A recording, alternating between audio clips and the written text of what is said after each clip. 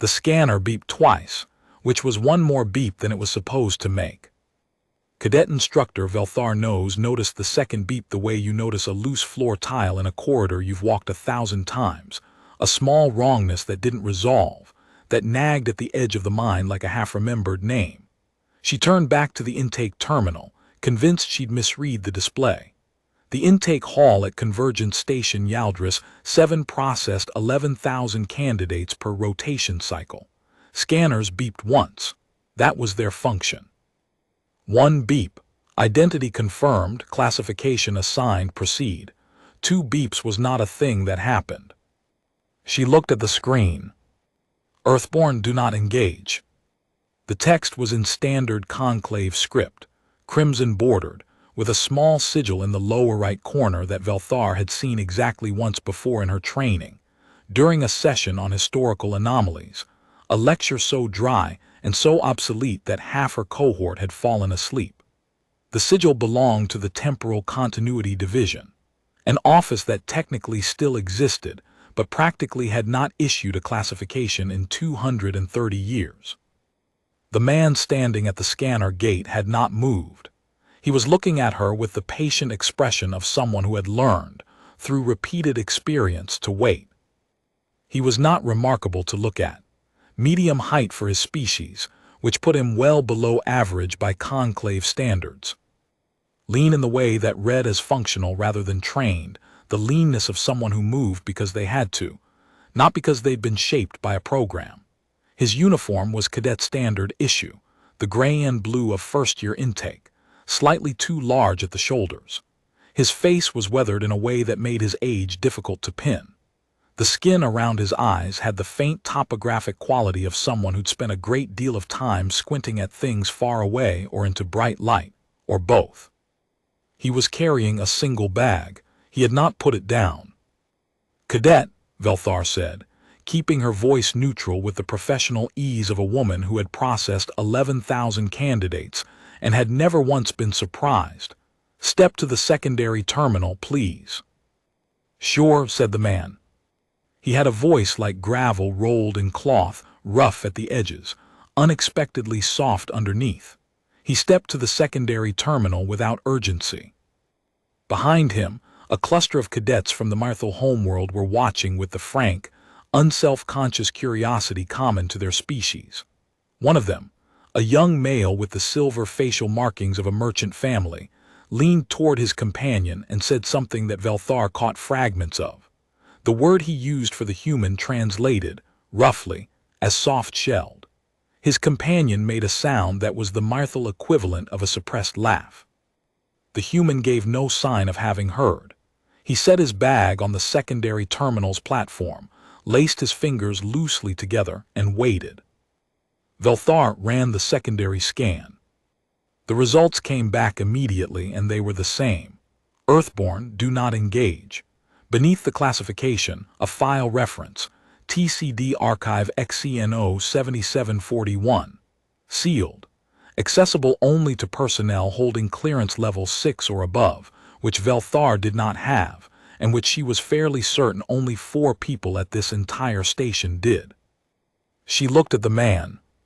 He met her eyes with that same patient expression and said mildly, "You've probably never seen one of those before."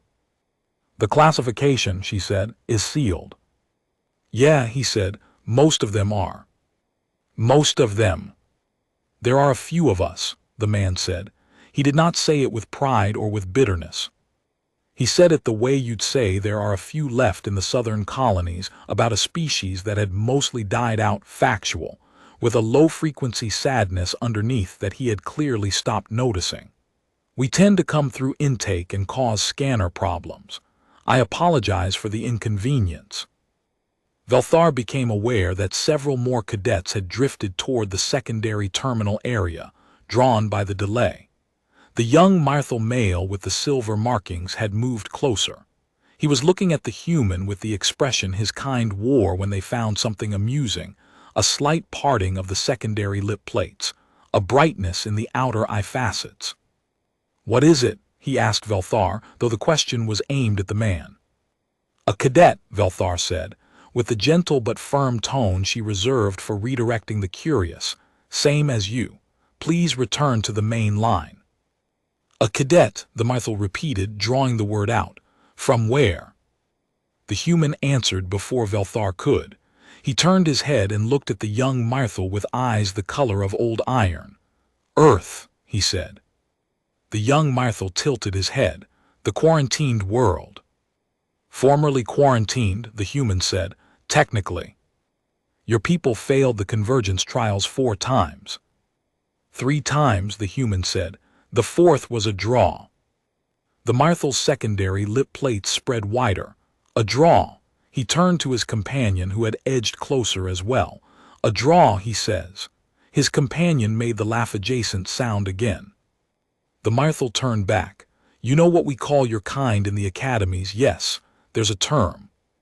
"I know the term," the human said. "I've heard it in 6 languages and 2 dialects." He did not seem angry. He did not seem embarrassed. He seemed, if anything, mildly bored in the specific way of a man who has had this conversation before and knows exactly how it ends. "You're welcome to use it if it makes the waiting go faster."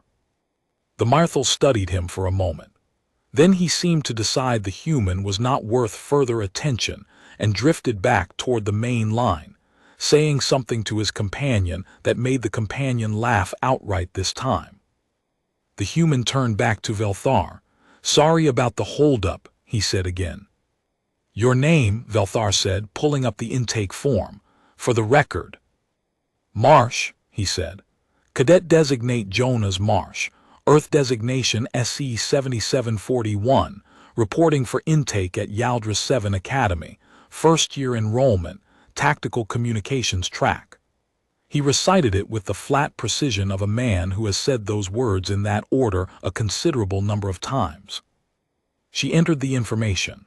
The system accepted it with a status flag she had never seen before, not red, not yellow, but a deep, pulsing violet that the display legend identified as Continuity Watch. She did not know what that meant. She suspected she was not supposed to. "Welcome to Yaldra 7, Cadet Marsh," she said. "Thank you," he said. He picked up his bag, settled the strap over his shoulder, and walked through the gate into the corridor beyond. He did not look back. The scanner did not beep a 3rd time.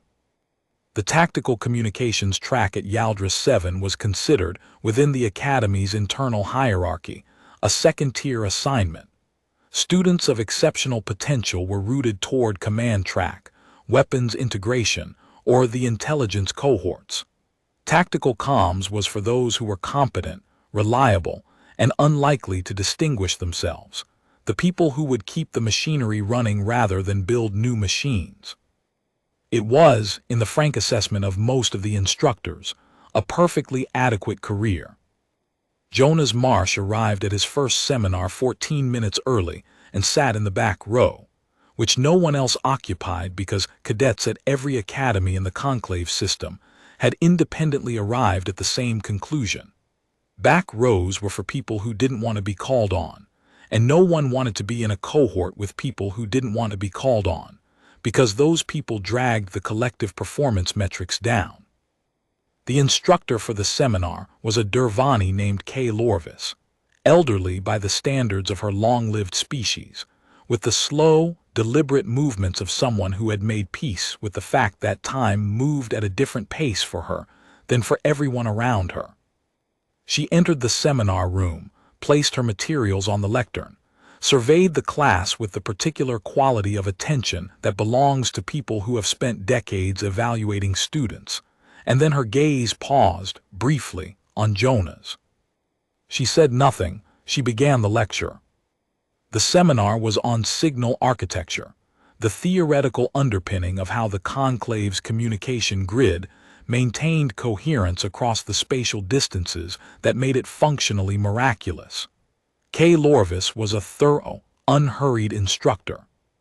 She built the concepts from their mathematical foundations, refused to skip steps, and had the habit of pausing in the middle of an explanation to ask whether everyone was still with her, which was a courtesy that made most of the class uncomfortable because it implied she could tell when they weren't. Jonas asked one question. He asked it 40 minutes into a 2-hour lecture, during a passage where K. Lorvis was discussing the signal degradation that occurred at the boundary zones between temporal reference frames. A phenomenon that was, in the practical experience of most students, an abstract complication that you could account for mathematically and then largely forget about. The question he asked was, what happens to the information that's lost at the boundary? The degradation products, where do they go? K. Lorvis stopped speaking. Not in the way that instructors stop when they're gathering their thoughts. She stopped in the way of someone who has heard something unexpected from an unexpected direction. She turned to look at him with an expression that Velthar, had she been present, might have recognized as the mirror image of her own at the intake terminal. A careful recalibration happening behind the eyes, a small but significant revision of expectation. That, K. Lorvis said, is not a question I have been asked in 31 years of teaching this material. Jonas said nothing. He was looking at her with that patient, iron-gray expression. Where did you come across the concept? She asked. Signal recovery work, he said. Before the academy, salvage operations mostly, you lose a lot of signals in debris fields and temporal wake zones. I used to try to figure out where the lost parts went. Never quite did. K. Lorvis was quiet for a moment.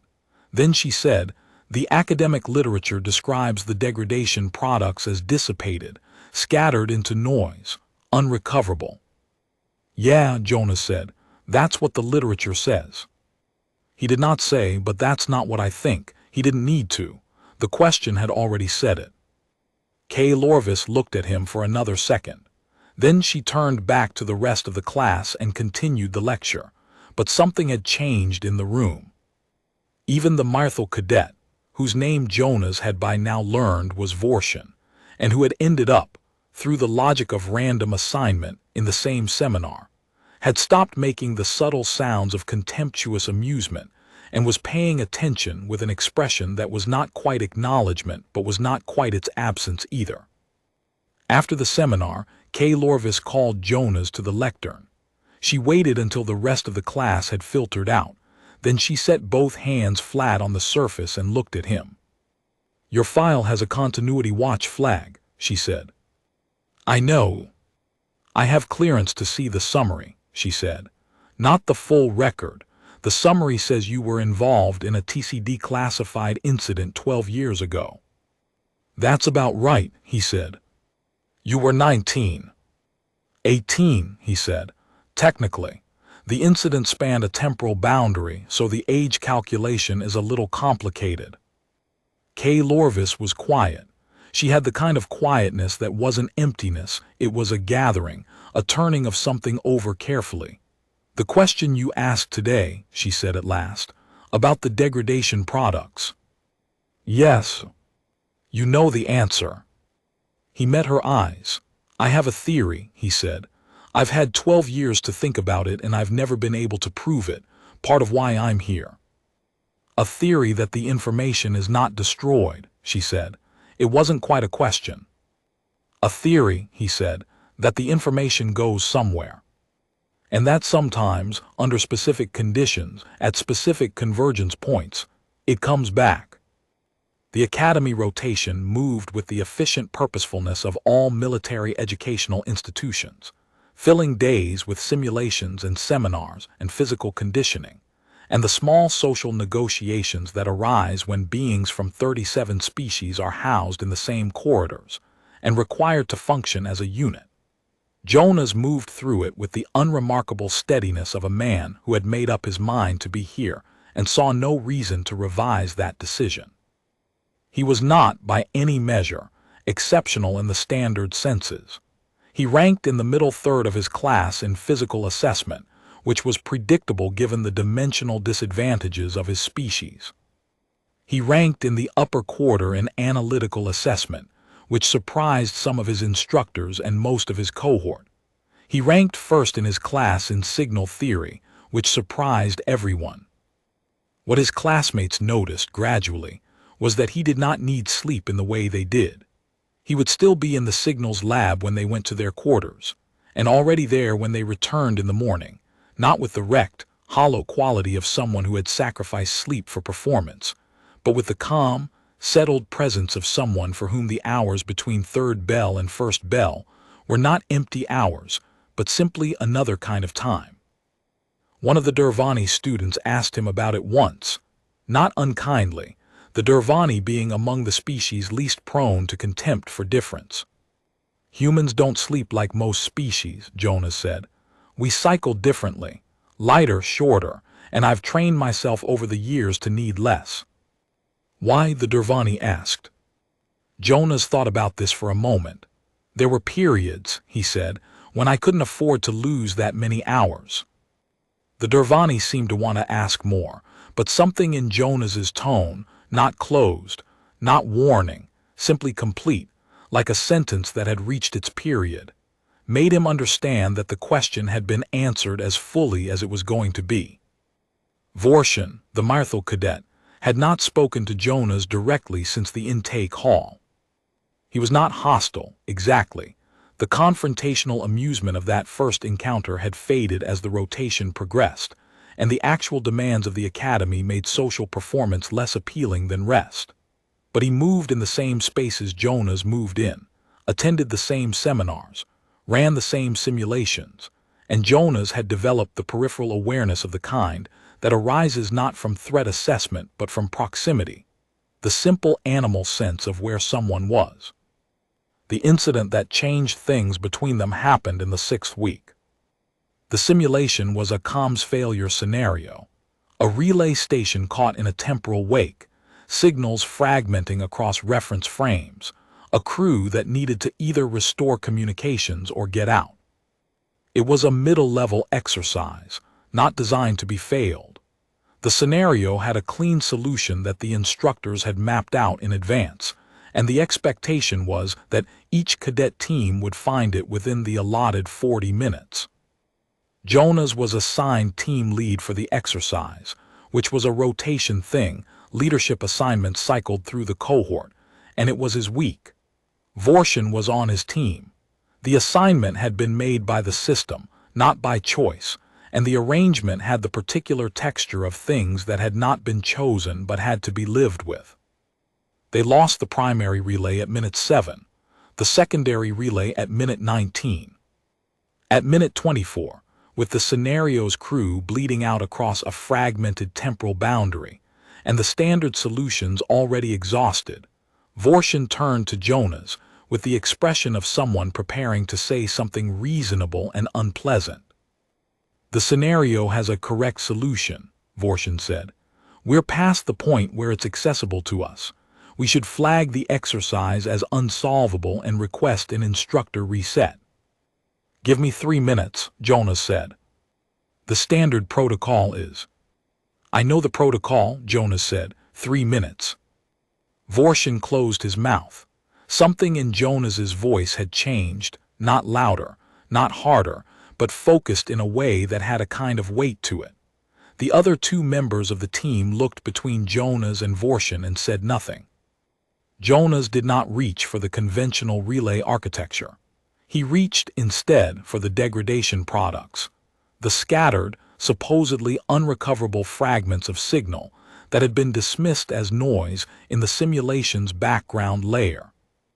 He did something with them that he would later describe to K. Lorvis as routing through the ghost channels, using the information trail left by the destroyed relays as a kind of topology, a map of where the signal had been that could be used to reconstruct, imperfectly but sufficiently, a path through where it hadn't been lost yet.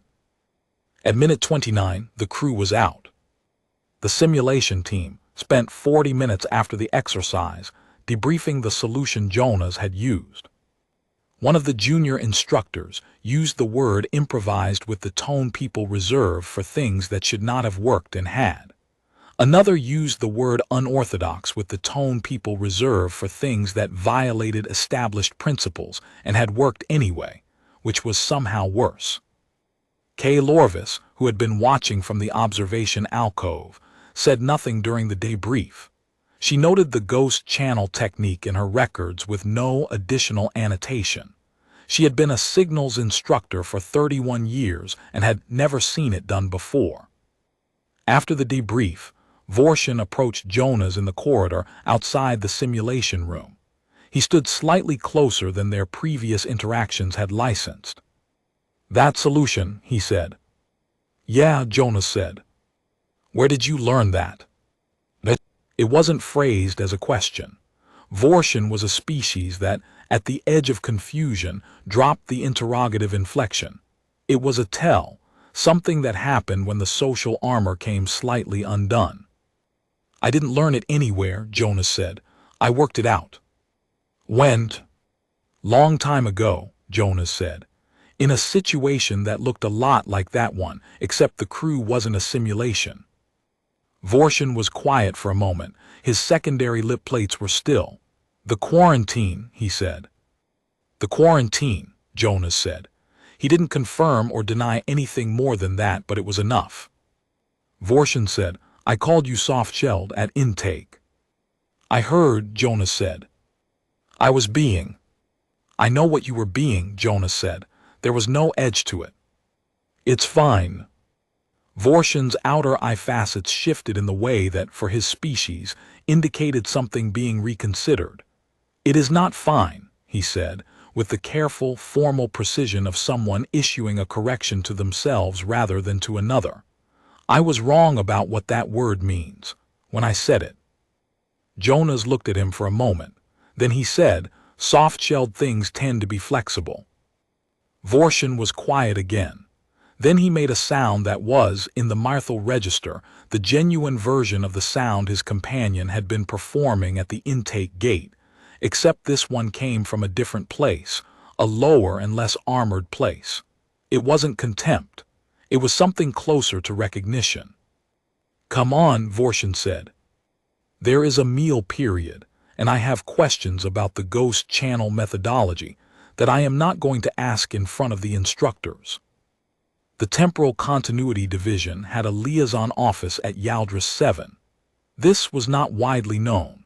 It shared a building with the archival collections, in a section that the general layout maps described as administrative support, and which most cadets and many instructors had walked past without ever noticing the door.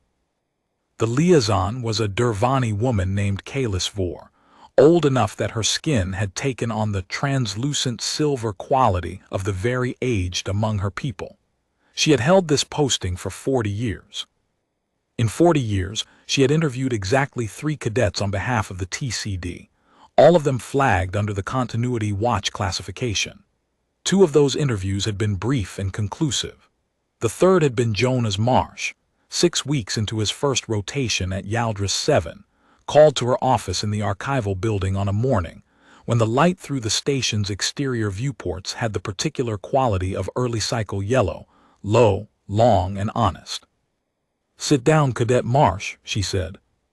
He sat. He did not look nervous. He looked the way he always looked, patient, present, the iron-gray eyes taking in the room with the steady attention of a man who had learned a long time ago to notice everything. "You know why you're here," she said. "Kay Lorvis reported the ghost channel technique," he said.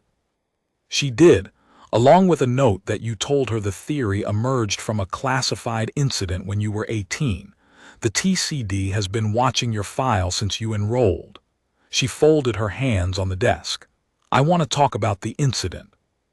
"Most of it's in the sealed record," he said. "Most of it," she agreed. "I've read the sealed record. I want to talk about the parts that aren't." Jonas was quiet for a moment. The room was very still. The archival building absorbed sound in the way that old buildings sometimes did, not silence exactly, but a specific quality of quiet that felt accumulated, built up over time. "It started with a signal," he said finally. "That's how everything in my family started, according to my father. Signal work was what we did. Small-scale salvage operations on the fringes of the quarantine zone, nothing that violated the terms of the restriction, just recovery work on derelict equipment that had drifted out of the exclusion area." He paused. "I was 18. I was on a run with my father. We picked up a signal we shouldn't have been able to pick up. From inside the exclusion zone, Vor said. From the wrong time, Jonas said. He said it without drama, in the flat, matter-of-fact tone of a man who has had 12 years to reduce something extraordinary to the ordinary by sheer repetition. It was a distress signal. Standard conclave format, which we knew because my father had a decoder he'd traded for back when he still did contract work for the grid. The signal was 11 years old. It was also coming in live. He paused again. I'm aware of what that sounds like. I've read your father's deposition, Vor said. I'm not questioning the facts. We tried to respond, Jonas said. Basic protocol, you hear a distress signal, you respond. My father was trying to reach the conclave relay to report it when the response system auto-locked him out. The quarantine protocols treat any outbound signal from the zone as a potential contamination event. There was no way to respond through official channels. So you responded unofficially, she said. I rerouted through the ghost channel, he said. Except I didn't have a name for it then. I just figured out that the signal had left traces where it had traveled, and that if you used those traces as a guide rather than trying to build a fresh path, you could ride the same wave. He looked at his hands for a moment. It worked. We got through. The distress signal was from a survey vessel that had clipped a temporal wake boundary and lost its navigation systems. They'd been transmitting for 11 years in their reference frame, which translated to about 4 days in hours. You guided them out, she said. My father guided them out, he said. I held the channel open. It took 6 hours. I didn't move for 6 hours. A pause. I was 18. I thought you could do things like that without it costing you anything. Vor was quiet for a moment. The TCD investigation flagged your technique as impossible, she said. The formal determination was that the ghost channel method you used should not function. The mathematics don't support it. I know, Jonas said. I've spent 12 years trying to prove why it works and I still can't, formally. I can demonstrate it. I demonstrated it 6 weeks ago in the simulation room, but I can't derive it from first principles in a way that satisfies a formal mathematical proof. Why not? He was quiet for a moment. Because I think it works for reasons that have to do with something the standard mathematics doesn't account for. He looked at her. The information that gets lost at the boundary zone. I don't think it's destroyed. I think it accumulates somewhere in the boundary itself, in the transition layer between reference frames. I think when 2 signals cross that boundary in close enough temporal proximity, they can find each other through the accumulated material, even if the direct path is gone. You think the boundary remembers, she said. I think the boundary is made of what it remembers, he said. Vor looked at him for a long time. Outside the viewport, the station's light had shifted toward mid-cycle gold.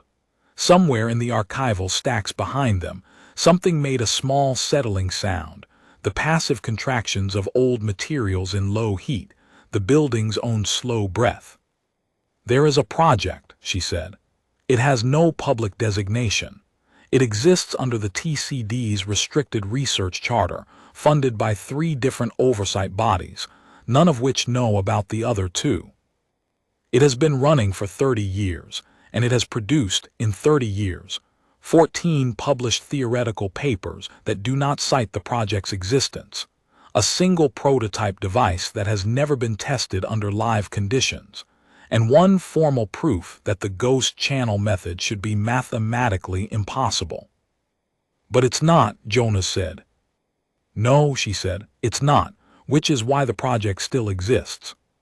And why, when a cadet from Earth walked through intake 6 weeks ago and set off a TCD scanner flag, I was very interested to read his file. His name was Cadet Designate Jonas Marsh, and he had grown up at the edge of a quarantine that the rest of the conclave had drawn around his world the way you draw a line around a wound, not to contain the wound, but to avoid having to look at it. Earth had, in the formal language of the conclave assessment records, failed to demonstrate the cognitive and social architecture necessary for convergence trial participation on 3 separate evaluation cycles. The trials were not simple. They were not designed to be. The logic of the conclave, evolved over 4,000 years of interstellar contact management, was that species encountered the convergence trials when they were ready for them, and if they weren't ready, the trials demonstrated this in ways that left no room for appeal.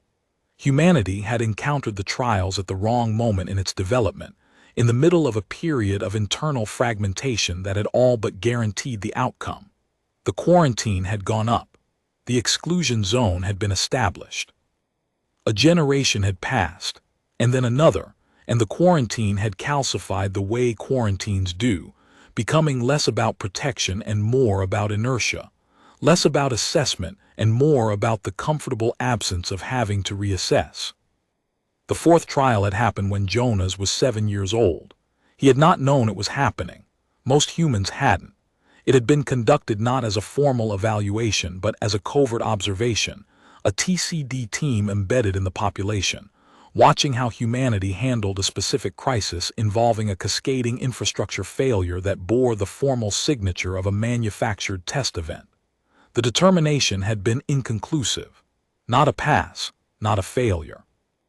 A draw, as Jonas had said to Vorshin at the intake gate, with the calm specificity of someone who knew the record. What he knew, and what very few others did, was what the draw had actually meant. Not a failure of humanity, an uncertainty in the evaluation framework itself. A crack in the methodology that the TCD had been quietly trying to explain away for 12 years, because the alternative explanation, that the convergence trial system had a fundamental flaw in its assessment model, was not a conclusion that a 4,000-year institution found comfortable.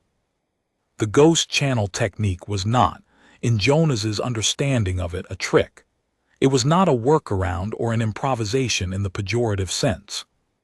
It was a different reading of how information moved through disrupted space, a reading that the conclave's formal signal theory did not have the vocabulary for, because the conclave's formal signal theory had been built by species who had encountered that vocabulary late, after the basics had already been set, and had never needed to go back and reconsider the foundations.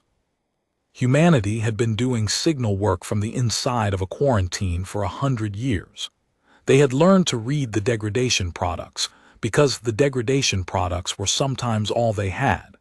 They had mapped the ghost channels, because the ghost channels were the only channels that didn't get cut when the exclusion protocols activated. They had built a different theory of information, informal, uncodified, passed from parent to child in salvage rigs and signal labs on the edge of the exclusion zone, because the formal theory was not theirs to use. Jonas had come to Yaldris 7 because Kalisvor's project needed someone who could do the thing the project's formal proof said was impossible, and because Jonas had realized, 12 years ago on a salvage rig with his father's hands on the navigation board, and a 6-hour-old signal from the wrong time coming in through a channel that should not have existed, that the thing he could do mattered, not just for Earth, for the grid. For the 11,000 signals that moved across the conclave's network every rotation cycle, some of which, at the boundary zones, vanished into the noise that everyone had agreed to call unrecoverable. The test happened 9 months into the rotation cycle, in a configuration that Kalisvor described to the 3 oversight bodies as a systems integration exercise, which it was, technically. It was also the first live test of the TCD's prototype device, which had the uninspiring designation of TCD-P001 and the informal name, given to it by the engineers who'd built it, of the listener. The listener was built around a single principle, that the boundary between temporal reference frames retained the informational content of the signals that had crossed it, and that this retained content could be made accessible if you had the right kind of receiver. The engineers had built the receiver. The problem they had not been able to solve was the tuning. The retained signal content existed at a frequency that did not correspond to any standard conclave signal architecture, because it had, by definition, been transformed by its passage through the boundary. To read it, you needed to know not just the original frequency but the transformation function, which was different for every signal, because every signal's transformation was shaped by the specific conditions of its specific boundary crossing. Jonas could do it by ear. He would not have used that phrase himself. He would have said he could feel the transformation gradient in the way the static sat against the signal's ghost, the specific quality of the noise that surrounded the degraded information, which carried the signature of the crossing in the same way that a river carries the signature of the terrain it has moved through. He had learned this in a salvage rig at 18, holding a ghost channel open for 6 hours by the feel of it, reading the transformation function the way you read weather, not by calculation, but by accumulated attention to how things moved. The test was conducted in a live boundary zone, a section of the grid where temporal reference frame shifts were frequent enough to generate constant signal degradation, and where the ghost channels should theoretically have been richest in accumulated content. Kalis Vor was there. K. Lorvis had been cleared to observe. Vorshin was not cleared to be there, and was there anyway, which Kalis Vor had noted in the operational log with the dry annotation of a woman who had stopped being surprised by the things that happened around Jonah's marsh. It took 4 hours to tune the listener to the first channel. It took 40 minutes to tune it to the second.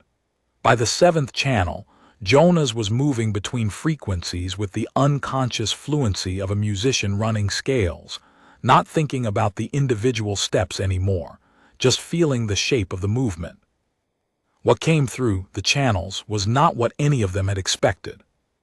The academic theory had predicted information fragments, partial signals, incomplete transmissions, the ghost images of communications that had been partially destroyed by the boundary crossing. What actually came through the channels was complete.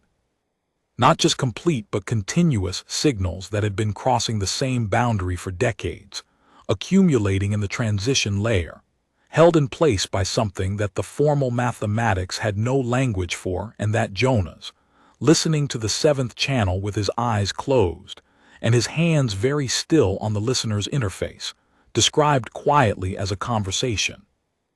"It's a conversation," he said. Kalis Vor looked at him. "Explain." "The signals are responding to each other," he said, "across the temporal gap. A signal that crossed the boundary 14 years ago is still present, and it's been accumulating response information from every subsequent signal that crossed the same zone. They're building on each other." He paused. He opened his eyes. "The boundary isn't just remembering, it's talking." The formal report took 8 months to prepare, which was considered fast by TCD standards. Kalis Vor wrote it. K. Lorvis contributed 3 appendices. Jonas contributed a methodological section that was reviewed by 7 senior signal theorists, all of whom submitted comments suggesting that the methodology was impossible while simultaneously acknowledging that the data it had produced was real. The report's central finding was not the ghost channel technique, though that was in there. It was not the listener, though that was in there too. The central finding was what the channels had revealed about the convergence trial system itself. The trials had been running for 4,000 years. In that time, every species that had undergone evaluation had crossed the same temporal boundary zones as every other species. The zone crossings were built into the trial architecture, a feature of the evaluation framework that had been designed to ensure that all participants were operating in the same conditions. What the TCD had not known, because no one had thought to look, was that those crossings had been accumulating in the boundary layer. That the evaluations of every species that had ever undergone the trials were still present in the transition zone, in conversation with each other, in a continuous signal that had been running since the first evaluation 4,000 years ago. Jonas had accessed that signal on the 7th channel. He had listened to it for 3 hours before saying anything. When he said something, the first thing he said was, "You've been measuring us wrong." He did not mean humanity specifically. He meant all of it. The entire framework of the convergence trials rested on a theory of cognitive and social architecture that had been built from the inside of a system that only included species who had already passed, a closed loop of reference that had no mechanism for questioning its own assumptions, because every voice that could have questioned them had either passed the trials or been excluded by them. The boundary layer held the voices of the excluded. It held every species that had failed, their signal content intact, their perspective preserved, their assessment of the assessment preserved in the same place. The fourth trial for humanity had been inconclusive not because humanity had failed and not because the evaluators had been uncertain. It had been inconclusive because, for the first time in 4,000 years, the excluded voices had been loud enough, accumulated enough, present enough in the boundary layer, that the evaluation system itself had registered an anomaly, a feedback, an echo from the wrong direction. The draw had been the system noticing that it was being listened to. Jonas Marsh was not promoted. He was not given a medal or a commendation or any of the formal recognitions that the academy system provided for exceptional achievement. He was assigned, instead, to a position that did not officially exist within the academy's organizational structure, a role under Kalisvor's direct authority, classified under the TCD's restricted charter, with a clearance level that was above Velthar Nose, and below the 4 people at the station who had the highest clearance, though the gap to those 4 was now considerably smaller than it had been. He attended the graduation ceremony for his cohort in the observer gallery rather than the floor, sitting beside Kay Lorvis in the back row of the tiered seating, watching the cadets file through to receive their formal designations. Vorshin was in the 3rd rank. He walked the floor with the silver markings on his face bright under the ceremony lighting, and the bearing of a cadet who had, over 9 months, become something different from the young male who had used a contemptuous word at an intake gate. When he reached the presentation point, he turned in the way that cadets were not supposed to turn during the formal procession, found Jonas in the observer gallery, and made a gesture with his right hand, a martial gesture that could mean various things depending on context, but in this context meant precisely, "I see you." Jonas made the same gesture back. Kay Lorvis, watching, said nothing. She made a note in her private records that the ghost channel methodology would need a new formal name, since the informal term had spread through the signals faculty and was being used in seminar contexts in ways that were technically inaccurate. She would ask Jonas for his preferred terminology when the ceremony was over. After the ceremony, in the long corridors of the academic building, where the light had the specific low quality of late cycle, Jonas walked back to the archival building alone. The corridor was quieter than usual. Most of the station population had drifted toward the graduation reception in the main hall, and the secondary corridors had that particular emptiness of places that are usually busy but are not busy right now. He passed the intake terminal where he had stood 9 months ago with a scanner beeping twice at his feet and a cluster of cadets watching with the wrong kind of interest. The terminal was dark at this hour, the scanner's indicator light a dim amber standby. He paused. He thought about his father, who had his hands on the navigation board of a salvage rig, while his 18-year-old son held a ghost channel open through sheer stubbornness, and a theory that had no name yet. He thought about the survey crew that had been transmitting for 11 years into a boundary layer that had held the signal intact, patient and complete, waiting for someone who could hear it. He thought about the 4,000 years of voices in the transition zone, every species that had been told its architecture was wrong, every signal that had been classified as noise. He thought about the word the Marthal cadets had used for his kind, soft-shelled. He had told Vorshin that soft-shelled things tended to be flexible. What he had not said, because you did not say everything at once, was the rest of it, that soft-shelled things were also porous, that they absorbed, that they picked up the signal content of everything they moved through, the degradation products included, and carried it with them, and that what looked like vulnerability was actually a different kind of receiver. Earthborn, do not engage. The scanner's amber light pulsed once in the dimness. He had read the full text of the classification once, in Kalis Vor's office, when she had showed him the unredacted record. The full text was not a warning in the threat assessment sense. It had been written by a TCD analyst 60 years ago, after the third convergence trial, as a flag against a different kind of engagement. The kind where an evaluating body encountered a species it didn't fully understand and made the mistake of treating its incomprehension as the species' failure. The analyst had been a Dervani with 40 years of boundary zone work behind her. The full text of the flag read, Earthborn, do not engage until formal assessment methodology has been revised to account for information processing architectures outside the standard convergence framework.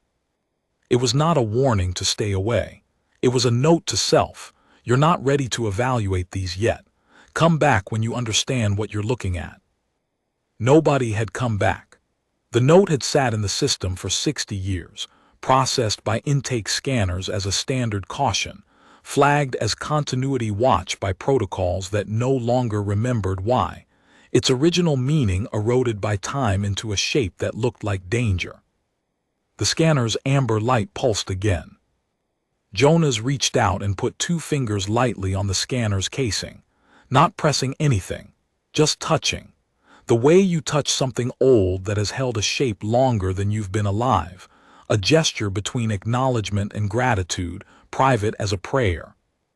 Then he took his hand away, straightened his bag on his shoulder, and walked down the corridor toward Kalis Vor's office, where the light was still on and the work was still waiting, and where the boundary layer held its conversations in patient, accumulated silence, waiting for someone to listen. The scanner beeped once. Just once this time, the right number. He did not look back.